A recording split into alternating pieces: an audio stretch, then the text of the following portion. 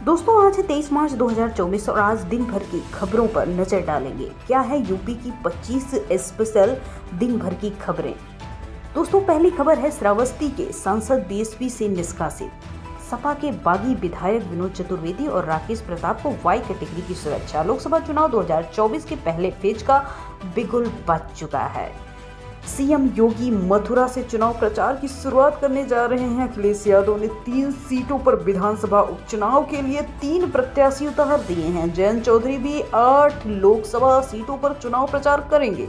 वहीं मायावती ने श्रावस्ती के बसपा सांसद राम शिरोमणि वर्मा को बाहर का रास्ता दिखाया। वहीं सपा के बागी विधायक विनोद चतुर्वेदी और राकेश प्रताप को वाई कैटेगरी की सुरक्षा दी गई है। शनिवार को दिल्ली में केंद्रीय चुनाव समिति की आज बैठक होगी। योगी भी गोरखपुर से दिल्ली के लिए रवाना होंगे। भाजपा और यूपी की 25 सीटों पर टिकट का ऐलान कर सकती है। ओपी राजभर ने कहा कि बसपा के प्रत्याशी सपा की गले की फांस हैं। अगली खबर पूर्वांचल से है। पूर्वांचल की 5 सीटों पर बाहरी सांसद। मिर्जापुर में डकैत फूलन देवी से लेकर ददुआ के भाई तक जीते। 20 साल में 17 बाहरी नेता चुने गए। लोकसभा चुनाव का आगाज हो चुका है। ऐसे में पूर्वांचल की सीटों पर नजर डाली जाए तो यहाँ 5 सीटें ऐसी हैं जहां जनता बाहरी नेताओं को प्यार देती है। इसमें पीएम नरेंद्र मोदी से लेकर पूर्व सीएम अखिलेश यादव तक शामिल हैं। वहीं डकैत फूलन देवी से लेकर ददुआ के भाई बाल कुमार पटेल भी इसी लिस्ट में शामिल हैं। ये सीट है वाराणसी, आजमगढ़, चंदौली, घोसी और मिर्जापुर, जहां बाहरी नेताओं का दबदबा बना है। यहां की जनता इन्हें सिर्फ जीत दिलाती है बल्कि रिकॉर्ड वोट से विजयी बनाती है। वाराणसी लोकसभा सीट से पूर्वांचल की राजनीति का केंद्र माना जाता है। यहां से पिछले 2 चुनाव नरेंद्र मोदी ही जीत रहे हैं। इस सीट पर 20 साल से एक भी स्थानीय नेता चुनाव नहीं जीत पाया है।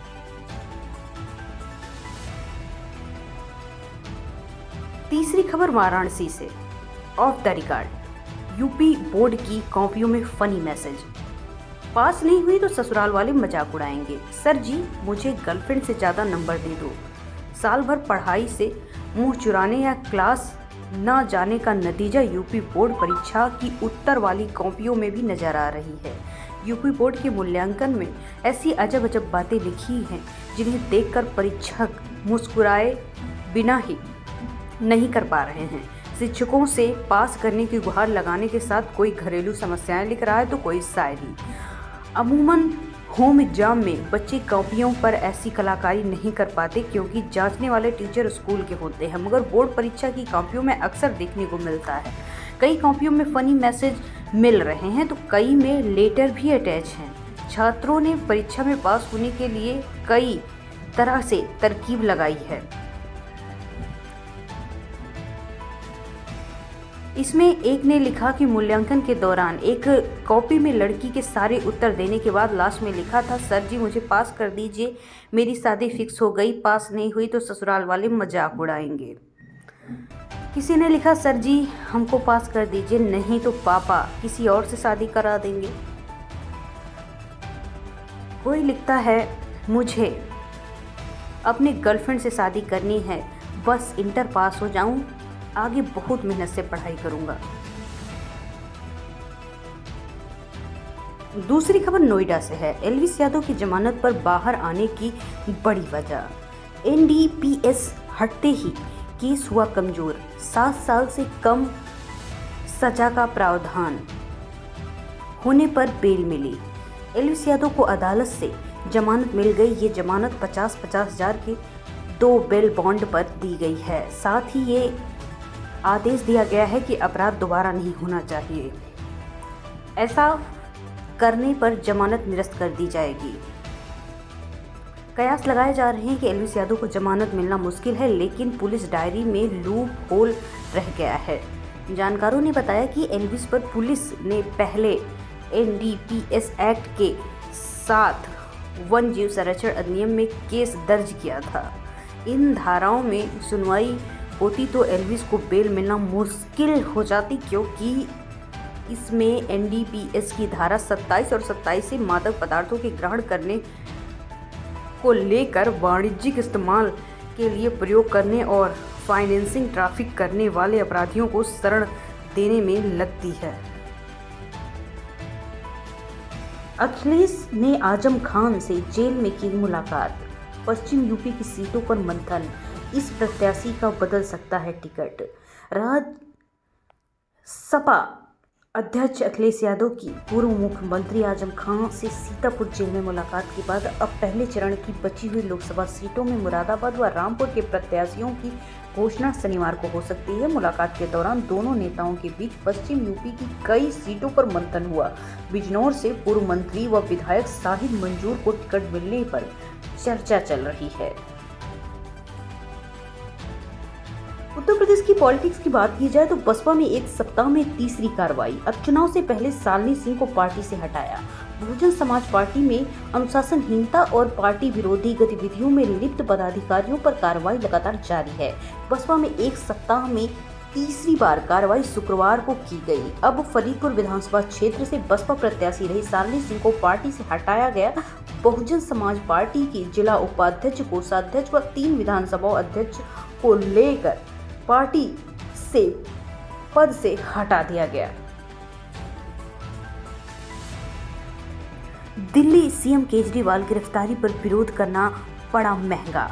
अब आपके महानगर अध्यक्ष समेत 11 के खिलाफ केस दर्ज। मामले में उप निरीक्षक इंस्पेक्टर अरुण कुमार की तहरीर पर आपके महानगर अध्यक्ष प्रवीण भाटिया, पूर्व जिला अध्यक्ष जाबिर हुसैन, एडवोकेट महिला प्रकोष्ठ की जिला अध्यक्ष रीता पाल, युवा मोर्चे की प्रदेश सचिव जावेद के अलावा इमरान, रेहान, मास्टर बदलू सहित 4 अज्ञात लोगों के खिलाफ सिविल लाइंस थाने में प्राथमिक दर्ज कर ली गई है। पुलिस मामले की जांच कर रही है।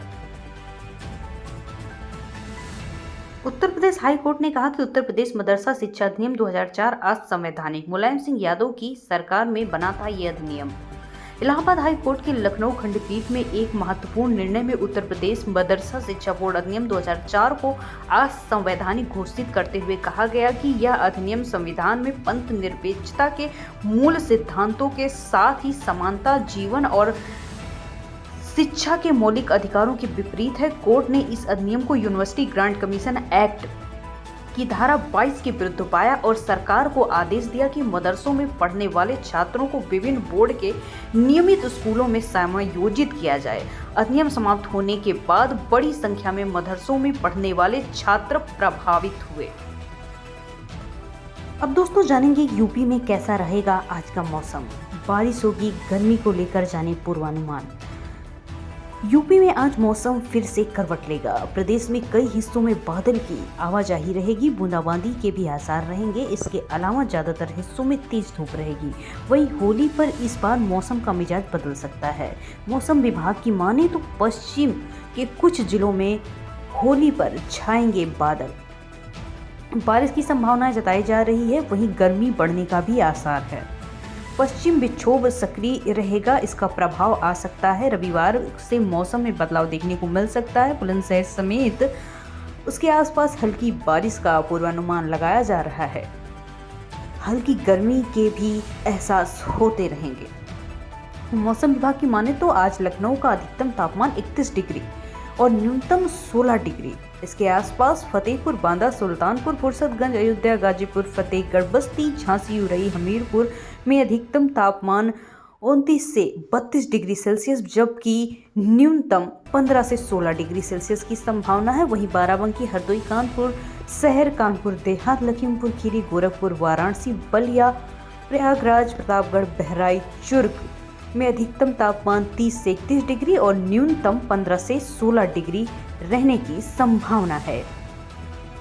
पीएम आवास योजना के तहत 3.36 करोड़ घर बने। अगले 5 सालों में 2 करोड़ और घर देने का दावा। केंद्र सरकार की सभी के लिए आवास योजना, प्रधानमंत्री आवास योजना के तहत अब लगभग 3.36 करोड़ घरों का निर्माण किया गया है और लाभार्थियों को सौंप दिया गया है। ये घर संयुक्त रूप से ग्रामीण और शहरी लाभार्थियों को सौंपे गए हैं। 18 मार्च तक उपलब्ध आधिकारिक आंकड़ों के अनुसार योजना के तहत ग्रामीण क्षेत्रों में 2.55 करोड़ और शहरी क्षेत्रों में 81.55 करोड़ आवास इकाइयां बनाई जा रही हैं। 25 जून 2015 को शुरू की गई पीएम आवास योजना में 31 मार्च 2024 को समाप्त होगी। बात करें सोने और चांदी की तो लो जी, फिर से सस्ता हुआ सोना, चांदी में उछाल। देखिए लेटेस्ट रेट। क्या आप भी सोना खरीदना चाहते हैं या फिर सोच रहे हैं तो आपके लिए गुड न्यूज है। काफ़ी दिनों के बाद गोल्ड के प्राइस में कमी आई है, जबकि चांदी की कीमतों में उछाल देखने को मिला है। जहां 24 कैरेट गोल्ड का प्राइस 110 रुपये कम हुआ है, वहीं चांदी के भाव में 1000 रुपये का उछाल आया है। बता दें कि गुरुवार को गोल्ड ने नया ऑल टाइम हाई रिकॉर्ड बनाया।